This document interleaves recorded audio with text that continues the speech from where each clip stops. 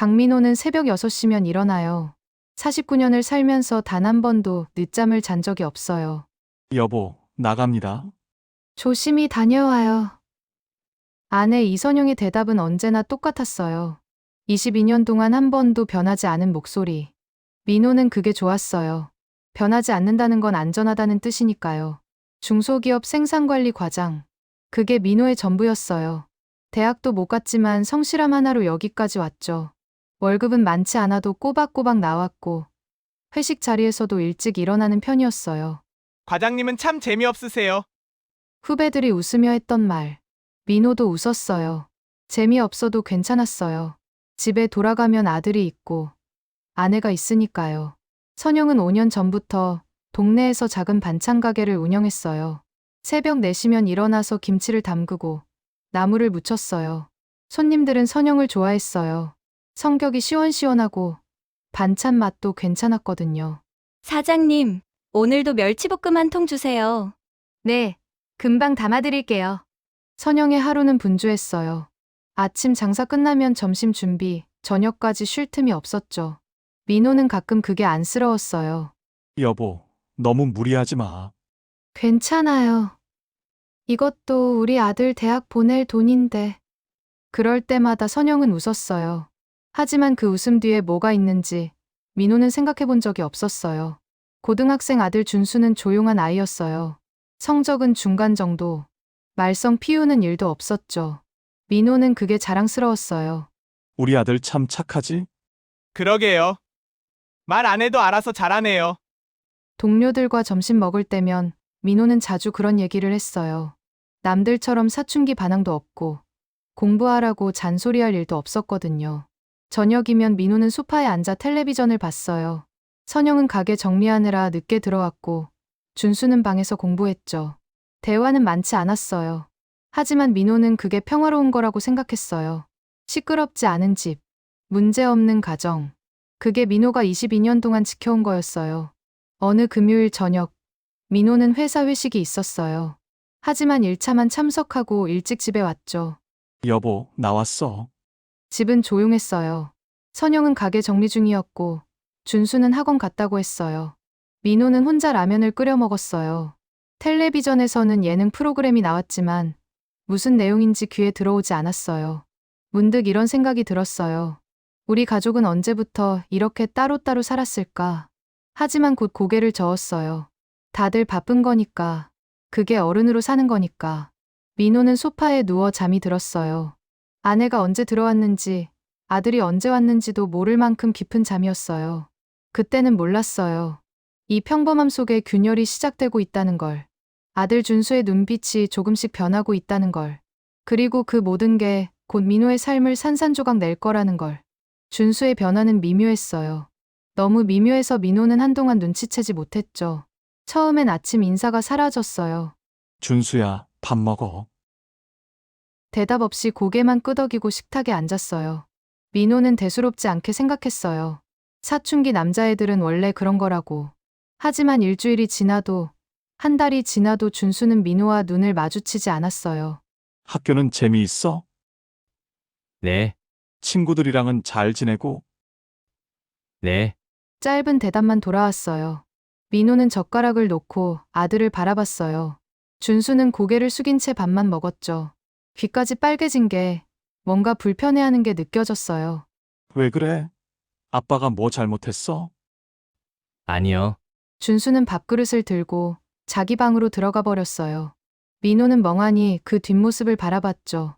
선영에게 물었어요. 준수가 요새 좀 이상하지 않아? 사춘기예요. 원래 그래요. 선영은 대수롭지 않게 대답했어요.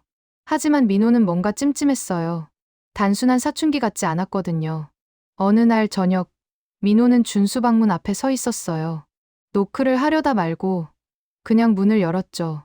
준수야, 아빠 들어가도 돼? 준수는 책상 앞에 앉아 있었어요.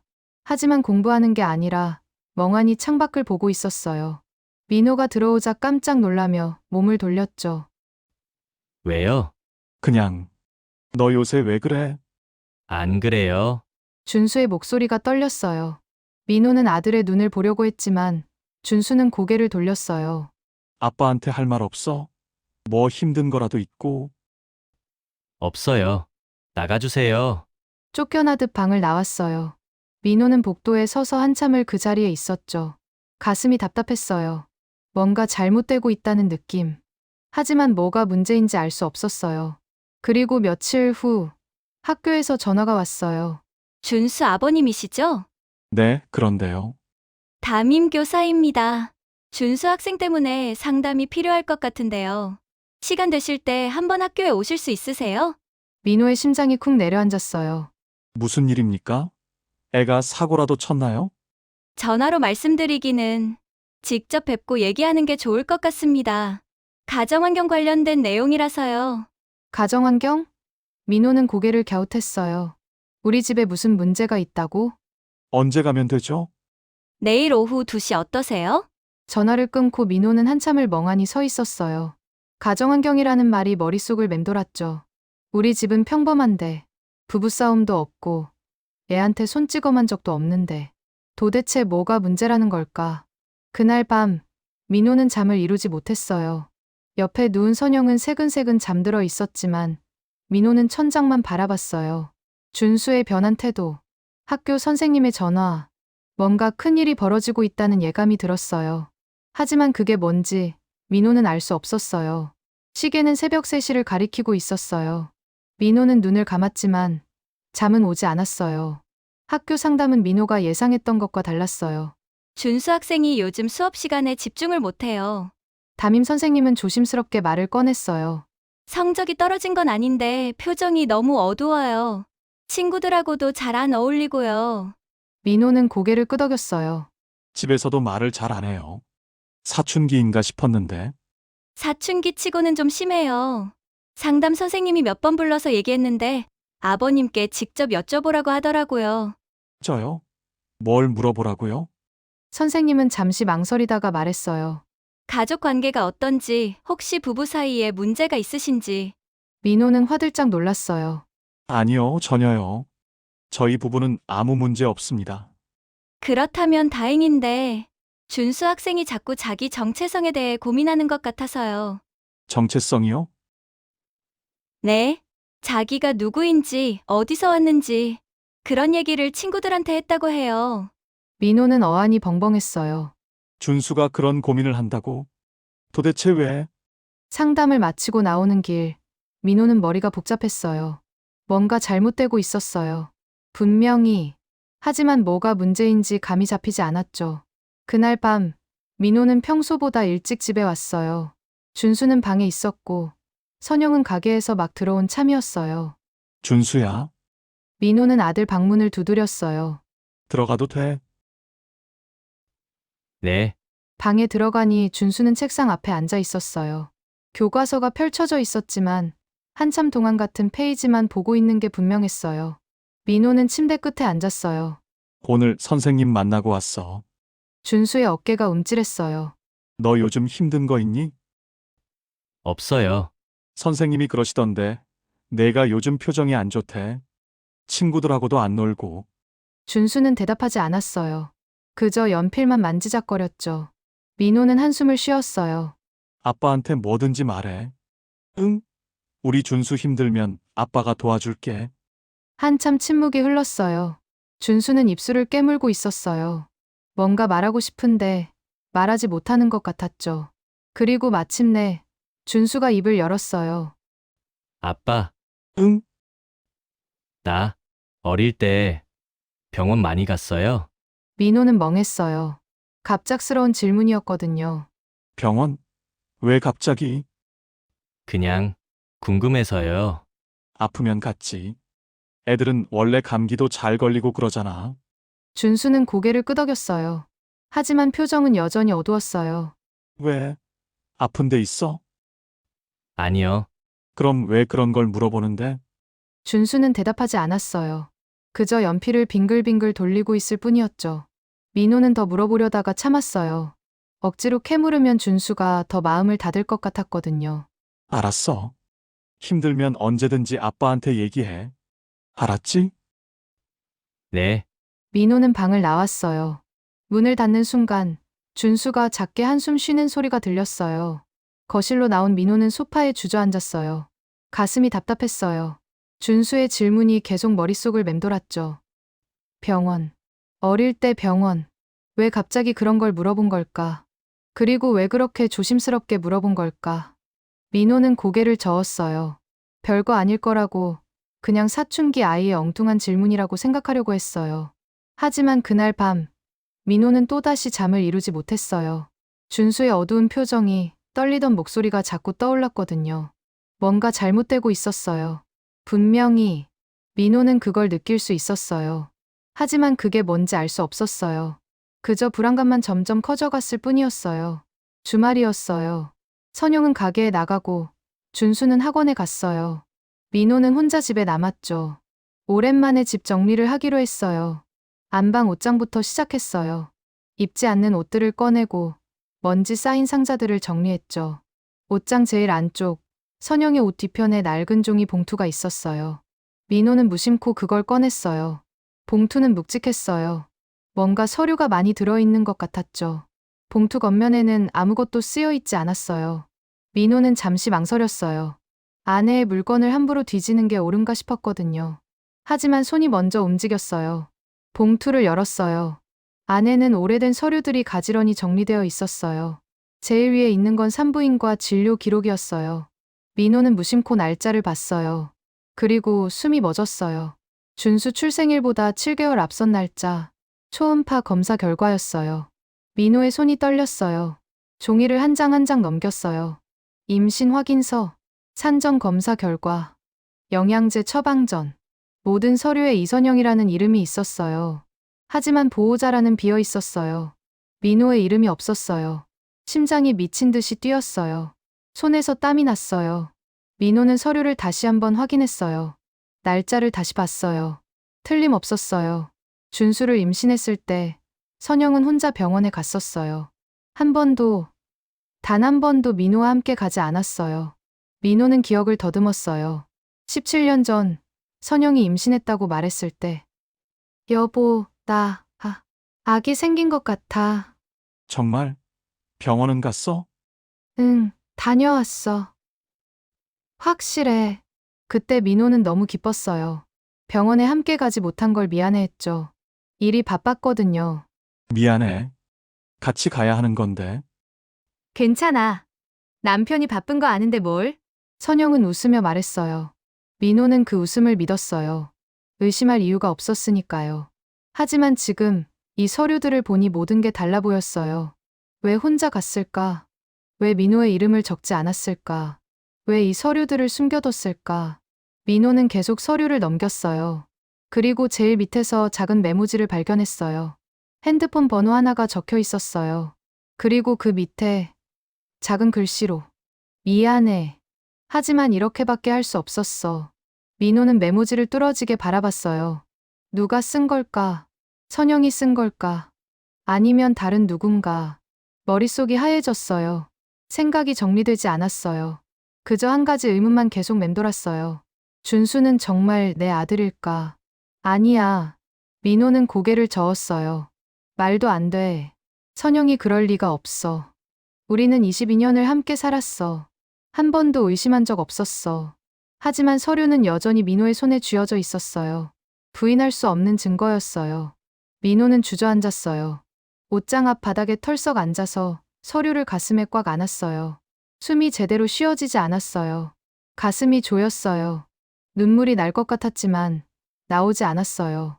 그저 멍하니 앉아있을 뿐이었어요. 시간이 얼마나 흘렀을까. 현관문 열리는 소리가 들렸어요. 선영이 돌아온 거예요. 여보, 나 왔어요. 민호는 서류를 봉투에 다시 넣었어요. 손이 떨렸지만 어떻게든 정리했어요. 그리고 옷장 깊숙이 다시 밀어 넣었어요. 여보? 선영의 목소리가 가까워졌어요. 민호는 재빨리 일어났어요. 응, 여기 있어. 뭐해? 옷장 정리 좀 하고 있었어. 선영은 아무렇지 않게 웃었어요. 평소와 똑같은 얼굴이었어요. 민호는 그 얼굴을 바라봤어요. 22년을 함께한 아내. 하지만 이제 민호는 알 수 없었어요. 이 사람이 누구인지, 정말로 자기가 아는 사람이 맞는지. 며칠이 지났어요. 민호는 아무 말도 하지 않았어요. 선영에게도, 준수에게도. 하지만 마음속은 계속 무너져 내렸어요. 밥을 먹어도 맛이 없었어요. 회사에 가도 일이 손에 잡히지 않았어요. 준수를 볼 때마다 가슴이 아팠어요. 저 아이는 정말 내 아들일까? 아니면, 민호는 생각을 멈췄어요. 차마 끝까지 생각할 수가 없었거든요. 어느 저녁, 준수가 먼저 거실로 나왔어요. 드물게 텔레비전을 보려는 것 같았어요. 민호는 옆에 앉았어요. 준수야. 아빠한테 할 말 없어? 준수는 고개를 저었어요. 정말 없어? 준수는 입술을 깨물었어요. 뭔가 말하고 싶은데 참고 있는 게 분명했어요. 민호는 숨을 깊이 들이쉬었어요. 혹시 누가 너한테 이상한 말 했니? 준수의 몸이 굳었어요. 리모컨을 쥔 손에 힘이 들어갔어요. 무슨 말씀이세요? 학교에서든 친구들한테든 아니면 엄마한테든. 준수는 천천히 고개를 돌렸어요. 처음으로 민호와 눈을 마주쳤어요. 그 눈빛에는 두려움이 가득했어요. 왜요? 왜 그런 걸 물어보세요? 그냥 아빠가 걱정돼서. 준수는 한참을 망설였어요. 입을 열었다 닫았다를 반복했어요. 그리고 마침내 떨리는 목소리로 말했어요. 엄마가 화나면 가끔 말해요. 뭐라고? 저한테 아빠 닮은 거 하나도 없다고. 민호의 심장이 멎는 것 같았어요. 처음엔 그냥 농담인 줄 알았어요. 근데 자꾸 그러니까 준수의 목소리가 떨렸어요. 진짜 그런가 싶었어요. 제가 정말 아빠를 안 닮은 건가? 아니면 준수는 말을 멈췄어요. 눈물이 그렁그렁 맺혔어요. 아니면 뭐. 아니면 저한테 다른 아빠가 있는 건가? 민호는 숨이 막혔어요. 준수도 알고 있었어요. 아니, 의심하고 있었어요. 엄마가 정말 그런 말을 했어? 준수는 고개를 끄덕였어요. 몇 번이나? 많이요. 제가 말 안 들을 때마다, 성적이 떨어질 때마다, 엄마는 화나면 그렇게 말해요. 민호는 주먹을 쥐었어요. 손톱이 손바닥에 박혔지만 아프지 않았어요. 그래서 제가 병원 기록 찾아봤어요. 어릴 때 제 기록들, 뭘 찾았는데? 혈액형이요. 저 AB형이잖아요. 근데 아빠는 O형이고 엄마는 A형이에요. 민호는 멍했어요. 그 사실조차 몰랐어요. 선생님한테 물어봤어요. 그게 가능하냐고. 선생님이 그러는데 가능은 한데 확률이 낮대요. 준수는 눈물을 훔쳤어요. 그때부터 계속 생각했어요. 혹시 저 정말 아빠, 자식 아닌가? 그래서 엄마가 그런 말을 하는 건가? 민호는 아무 말도 할 수 없었어요. 17년을 함께 산 아들이 혼자서 이런 고민을 하고 있었어요. 준수야.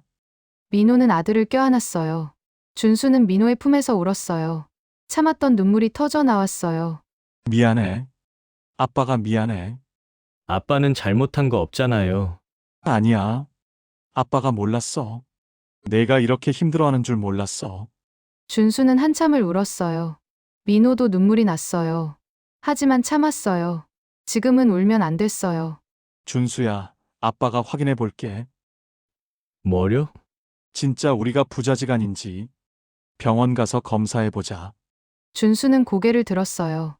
눈물 범벅이 된 얼굴로 민호를 봤어요. 그러면 진짜 알 수 있어요? 응. 확실하게 알 수 있어. 준수는 고개를 끄덕였어요. 저도 알고 싶어요. 확실하게. 그날 밤, 민호는 선영과 마주 앉았어요. 선영은 태블릿으로 뉴스를 보고 있었어요. 여보, 응? 병원 가자. 선영은 고개를 들었어요. 왜? 어디 아파? 아니, 검사 좀 하려고. 무슨 검사? 민호는 선영의 눈을 똑바로 봤어요. 친자 확인. 선영의 얼굴이 하얗게 변했어요. 태블릿이 손에서 떨어졌어요. 선영은 한마디도 하지 않았어요.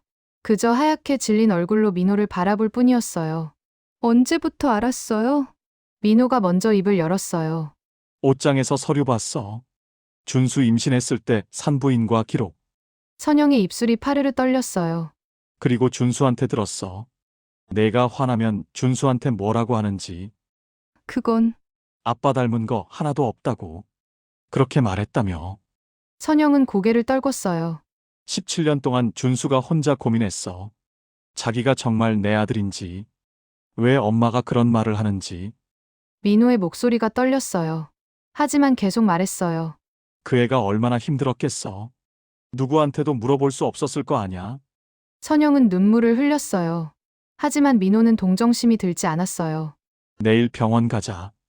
같이 여보, 확인만 하자. 그게 뭐가 됐든 우리는 알아야 해. 선영은 고개를 끄덕였어요. 더 이상 거부할 수 없었어요. 다음 날 세 식구는 병원에 갔어요. 아무도 말이 없었어요. 차 안은 침묵으로 가득했어요. 유전자 검사실. 간호사가 민호와 준수의 팔에서 피를 뽑았어요. 바늘이 들어갈 때 준수가 움찔했어요. 민호는 아들의 손을 잡았어요.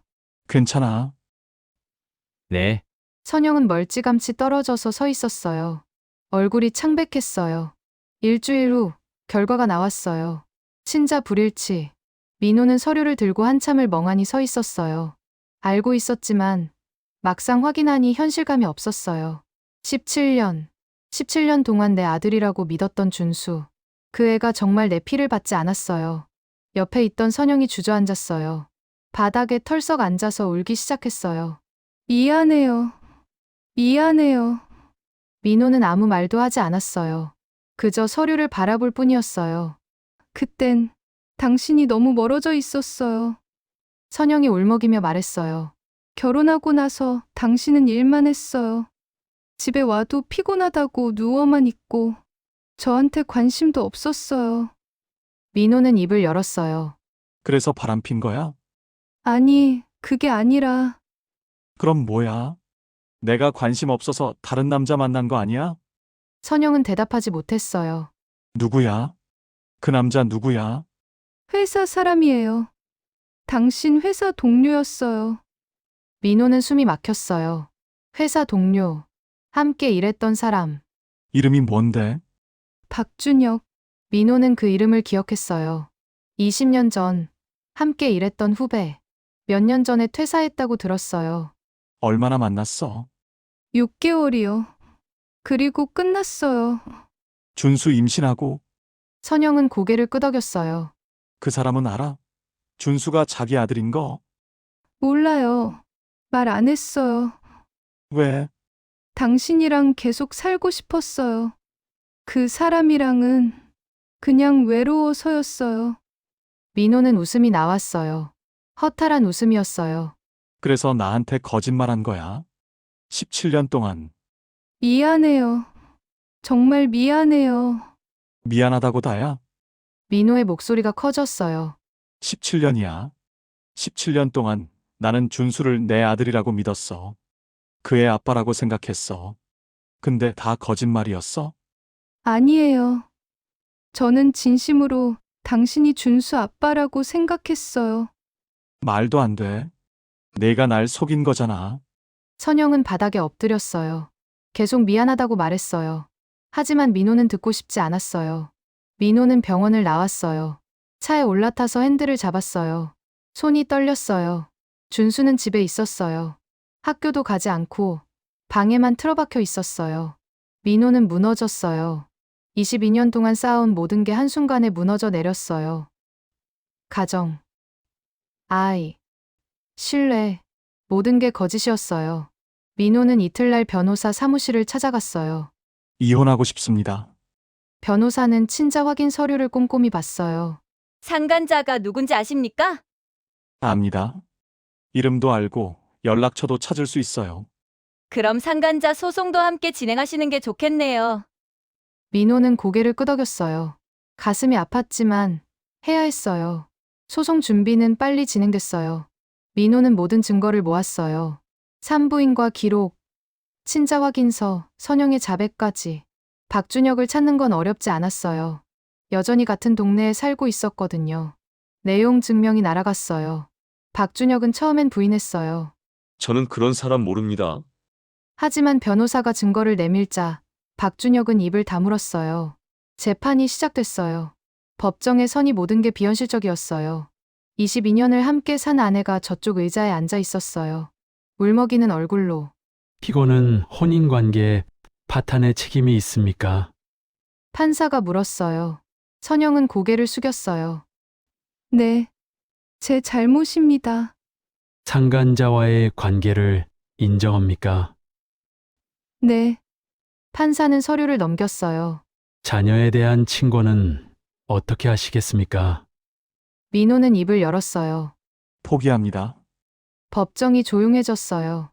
선영이 고개를 들었어요. 여보, 준수는? 내 아들이 아니잖아요. 민호의 목소리는 차가웠어요.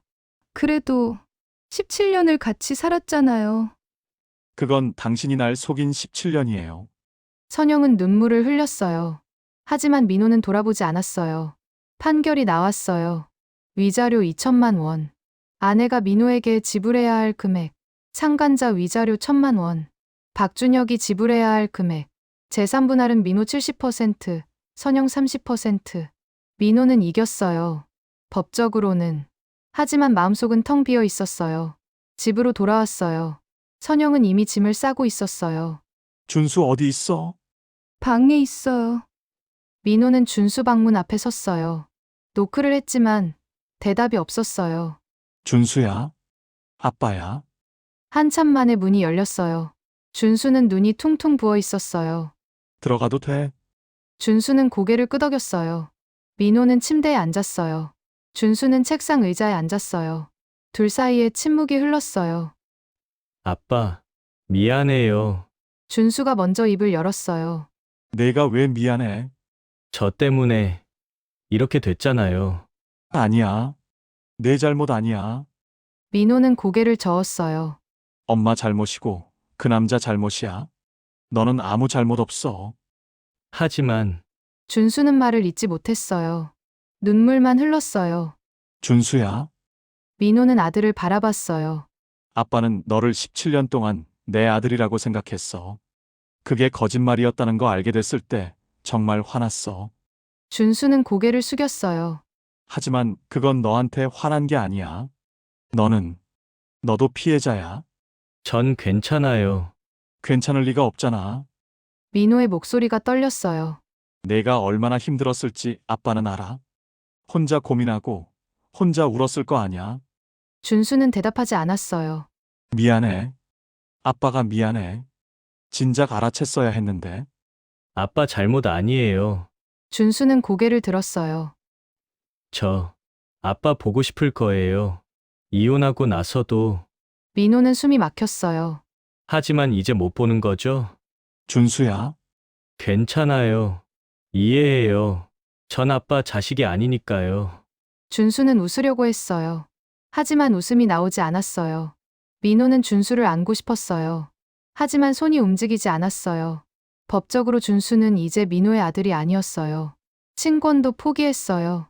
만날 권리도 없었어요. 가끔 연락해도 돼요? 준수가 조심스럽게 물었어요. 민호는 대답하지 못했어요. 뭐라고 말해야 할지 몰랐어요. 아빠, 미안해. 그게 민호가 할 수 있는 전부였어요. 준수는 고개를 끄덕였어요. 더 이상 묻지 않았어요. 민호는 방을 나왔어요. 복도에서 선영과 마주쳤어요. 준수 좀 잘 돌봐줘요. 당연하죠. 그 애는 아무 잘못 없어요. 선영은 눈물을 흘렸어요. 알아요. 다 제 잘못이에요. 민호는 더 이상 말하지 않았어요. 현관으로 향했어요. 집을 나서는 순간 뒤에서 준수의 목소리가 들렸어요. 아빠, 민호는 멈춰 섰어요. 하지만 돌아보지 않았어요. 그동안 고마웠어요. 민호의 가슴이 찢어지는 것 같았어요. 하지만 참았어요. 돌아보면 안 됐어요. 문을 닫았어요. 그리고 걸었어요. 뒤도 돌아보지 않고. 이혼한 지 6개월이 지났어요. 민호는 작은 원룸에서 혼자 살았어요. 출근하고, 퇴근하고, 잠들고. 그게 전부였어요. 회사 사람들은 물었어요. 과장님, 요즘 왜 그래요? 많이 힘들어 보이는데. 아니에요. 괜찮아요. 민호는 웃으며 대답했어요. 하지만 거울을 보면 알 수 있었어요. 얼마나 망가졌는지. 살이 빠졌어요. 머리에 흰머리가 늘었어요. 눈가에 주름이 깊어졌어요. 밤마다 술을 마셨어요. 혼자서 편의점 소주로 취하면 생각났어요. 준수가, 그 애의 웃는 얼굴이, 어렸을 때 아빠라고 부르던 목소리가. 아빠, 이거 봐요. 아빠 학교에서 칭찬받았어요. 아빠, 사랑해요. 모두 거짓말이었을까? 준수의 그 감정들도 다 거짓이었을까? 아니야. 민호는 고개를 저었어요. 준수는 진심이었어요. 그 애는 몰랐으니까. 자기가 누구 아들인지. 어느 날 휴대폰이 울렸어요. 모르는 번호였어요. 여보세요? 저, 준수예요. 민호의 손이 떨렸어요. 응, 통화해도 돼요? 그래. 준수는 한참 말이 없었어요. 숨소리만 들렸어요. 아빠, 아니, 아저씨. 민호의 가슴이 철렁 내려앉았어요. 학교는 잘 다니고 있어요? 네, 잘 다녀요. 공부는? 열심히 하고 있어요. 또 침묵이 흘렀어요. 저, 보고 싶어요. 준수의 목소리가 떨렸어요. 가끔 꿈에서 봐요. 아빠가 나와요. 같이 밥 먹고, 같이 텔레비전 보고, 민호는 눈을 감았어요. 깨고 나면 너무 슬퍼요. 준수야, 네, 아빠도. 아니, 나도 보고 싶어. 민호는 아빠라는 말을 할 수 없었어요. 그럴 자격이 없었으니까요. 그럼 만날 수 있어요? 안 돼. 우리는 이제 남이야. 저는 괜찮아요. 남이어도 괜찮아요. 준수는 울고 있었어요. 그냥 한 번만 봐주세요. 밥이라도 같이 먹어요. 민호는 대답하지 못했어요. 말문이 막혔어요. 제발요. 한 번만. 미안해. 민호는 전화를 끊었어요. 그리고 휴대폰을 던졌어요. 바닥에 떨어진 휴대폰이 울렸어요. 준수였어요. 하지만 민호는 받지 않았어요. 며칠 후 문자가 왔어요. 아저씨, 그동안 고마웠어요. 17년 동안 아빠 노릇 해주셔서 감사해요. 행복하세요. 민호는 휴대폰을 들고 한참을 움직이지 못했어요. 아저씨. 준수가 자기를 아저씨라고 불렀어요. 17년 동안 아빠였는데, 17년 동안 함께 살았는데, 이제는 아저씨였어요. 민호는 주저앉았어요. 바닥에 털썩 앉아서 울었어요. 49년을 살면서 이렇게 운 적이 없었어요. 준수는 잘못이 없었어요. 그 애는 그저 태어났을 뿐이었어요. 엄마의 잘못으로, 그 남자의 잘못으로. 하지만 가장 큰 대가를 치른 건 준수였어요. 아빠를 잃었어요. 부를 수 있는 호칭을 잃었어요. 17년 동안의 추억이 모두 거짓이 됐어요. 민호도 잃었어요. 아들을, 가족을, 믿었던 모든 것을. 분류는 두 사람만 망치는 게 아니었어요. 아이까지 망쳤어요. 아이의 정체성을, 아이의 언어를, 아이가 사랑하는 사람을 부를 수 있는 권리까지. 민호는 깨달았어요. 이게 가장 잔인한 비극이라는 걸. 사랑했던 사람들이 서로를 더 이상 부를 수 없게 되는 것. 부모와 자식이 법적으로는 남이 되어버리는 것. 그리고 그 모든 게 한 사람의 거짓말에서 시작됐다는 것. 민호는 창밖을 바라봤어요. 비가 내리고 있었어요. 휴대폰 화면에는 여전히 준수의 문자가 떠 있었어요. 아저씨, 그동안 고마웠어요. 민호는 답장을 쓰지 않았어요. 쓸 수 없었어요. 뭐라고 써야 할지 몰랐으니까요. 그저 휴대폰을 꺼두고 혼자 앉아 있었어요. 빗소리만 들리는 방에서, 아무도 없는 집에서. 이런 현실적이고 충격적인 실화가 흥미로우셨다면 좋아요와 구독 꼭 눌러주세요. 다음에도 더욱 자극적인 실화로 찾아뵙겠습니다.